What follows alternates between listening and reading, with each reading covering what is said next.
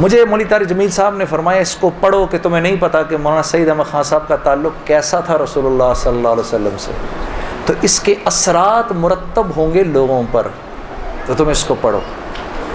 यकीन करिए मुझे तो यकीन नहीं था, जब मैंने इसको पढ़ा है आज माशाल्लाह बच्चे बच्चे की ज़ुबान पर है। हाँ, और एक वक्त था कि ये 1992 की बात, बहुत सारे तो आप में से पैदा ही नहीं हुए होंगे, बहुत सारे स्कूलों में होंगे। 92 की बात है, मैं भी उस वक्त इतना बड़ा नहीं था, छोटा ही था। तो मैंने नया नया मशहूर हुआ था, तो मैंने देखा दो लड़के आपस में बात कर रहे हैं, एक दूसरे से कह रहे हैं तू इसको पहचानता है? कहता है ये वही है पाकिस्तान पाकिस्तान। तो मेरे से बीबीसी ने इंटरव्यू किया और इंटरव्यू करके कहा कि तुम्हारी ज़िंदगी का सबसे यादगार लम्हा कौन सा था? तुम तो पूरी दुनिया में तुमने शो किए हैं, पता नहीं किधर किधर गए हो। मैंने कहा जी मैं गया तो हूँ,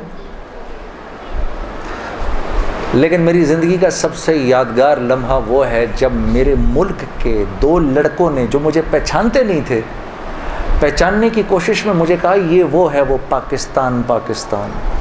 तो मैं अपने मुल्क में पाकिस्तान के नाम से मशहूर हूँ, लेकिन इसी वाक़े के तकरीबन 13-14 साल के बाद बैनी ही ये वाक़या हुआ। मैं मदीने की गलियों में फिर रहा था किसी काम से, और दो लड़के एक दूसरे से पूछ रहे थे इसको पहचानते हो? उसने कहा हाँ ये वो है, मदीना मदीना।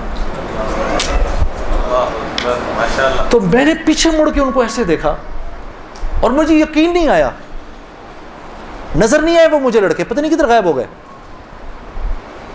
मैं सोचता रहा या अल्लाह, आज के बाद से फिर पाकिस्तान पाकिस्तान बाद में हो गया, मदीना मदीना पहले हो गया।